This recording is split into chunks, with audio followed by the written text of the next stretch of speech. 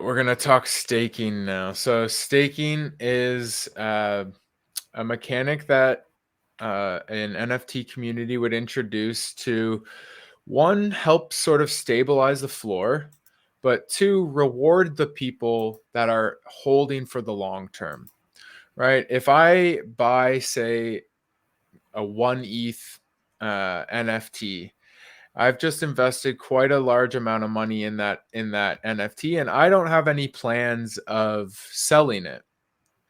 That NFT then goes up to say 10 ETH, but I still have no plans of selling it because I love the community and I want to stay as part of that community.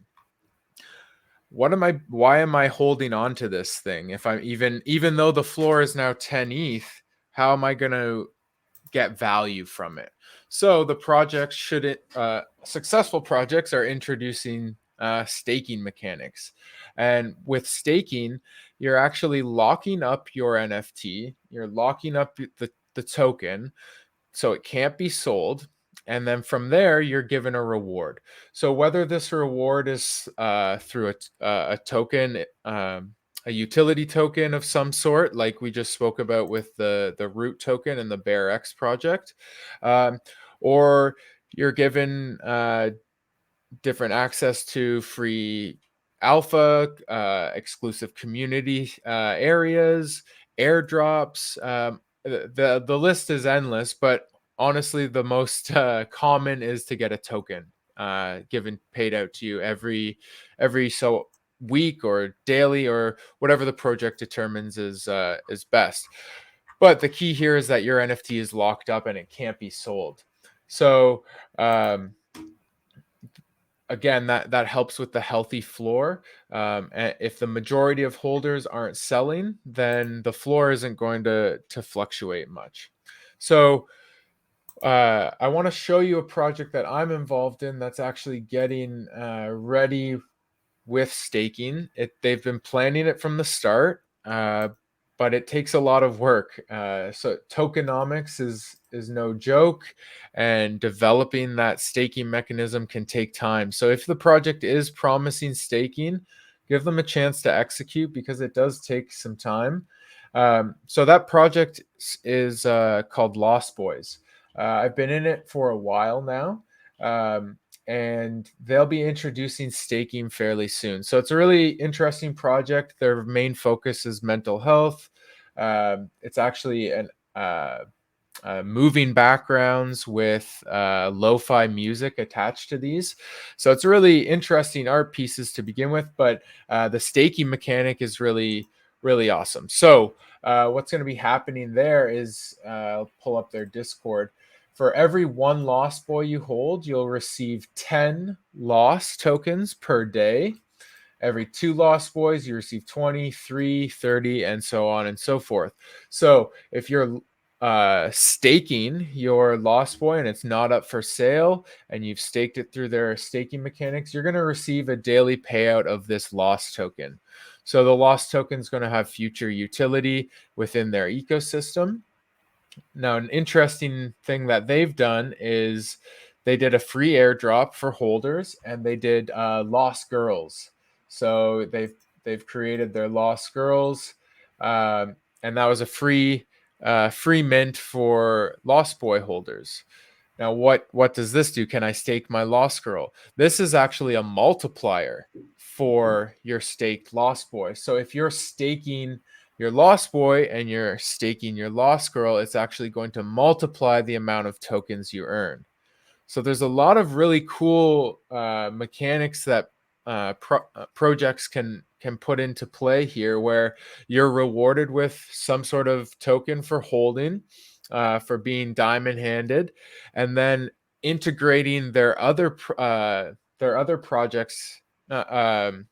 Spin-offs of their project into the main collection. So I think that creates another level of utility here as well, a multiplier for your staking. And I just wanted to touch on as well before I move on, staking versus a liquidity pool. Oftentimes you'll hear about a liquidity pool and people get excited about a liquidity pool. And it is a great thing for a project. It again helps maintain a healthy floor. But with a liquidity pool, you're actually losing your NFT. You're getting liquid. You're trying to basically get out of the project and get some your funds back, or some of your funds back. So the way a liquidity pool would work is the project would set it up. They would provide liquidity for it. So they would provide Ethereum that would then when I don't want my NFT anymore, I put it into the liquidity pool and I get basically the equivalent of the floor price back. But then I'm out of the project. I don't have my NFT anymore. So staking allows you to continue to hold your NFT to stay in the community, and then it actually rewards you with some sort of payout, some sort of reward.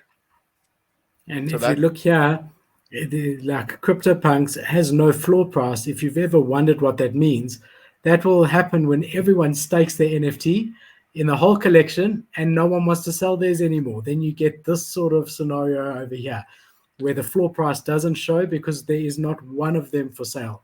And that's what everyone who's offering staking is trying to achieve with their project, right? Yeah, and that's similar, like we talked about with Lazy Lions. Their staking rewards program is a little bit different, but in the end, they're rewarding you for holding on to your lion. But we saw when we looked at the activity and the price action of it and the charts, they've maintained a healthy 1.5 to 2 Ethereum floor. And that's because so many people in the community are being rewarded for holding Yeah. through the staking program. So, Yeah, but you don't have to stake, so you don't have right. to actually hand over ownership. But it's a positive enforcement saying if you don't sell, we will give you this, opposed to the sort of give us your Well, NFT to make sure you don't sell, and but then we'll give you. you're not relinquishing ownership of your NFT when you stake. You still own it. It's just Mm, not you're just not able to sell it for a certain period of time. So that exactly. stake that staking period could be 6 months, it could be a year, or it could be just however long you personally want to stake it. The project decides that, but you still own your NFT. They're not taking it back and using it and taking But the you rights can't for it. trade it. You No, can't you buy and can't sell it trade. You can't sell it. So you have to. immediately. Well, it depends. But I mean, also, I know I did that with mutant cats. I staked them, but the gas was substantial to put them in. At first, you have to approve the staking contract, then you have to put it in, then to take it out, you're going to have to pay gas again, gas again. You just think, I'd rather just leave it there, Yeah, right? So it's sort of forcing you to hold it in a way. I do know that if I wanted to, I could take it out, I could sell it, but it's sort of forcing you to stay there in a way. it will be a better, smoother process once ETH 2.0 comes out, proof of stake comes out. I think that will start the once gas gets lower, that will make the staking process a lot more viable for you, even if you're holding one, right? Like you said, the gas Um, might be through the roof just to stake your one NFT, and it may not be worth it. But it's something to look into and something to consider. And I always really like when a project introduces staking, even if I'm not planning on staking, because I know it's going to help stabilize the floor. it reduces the supply temporarily. Yeah, yeah.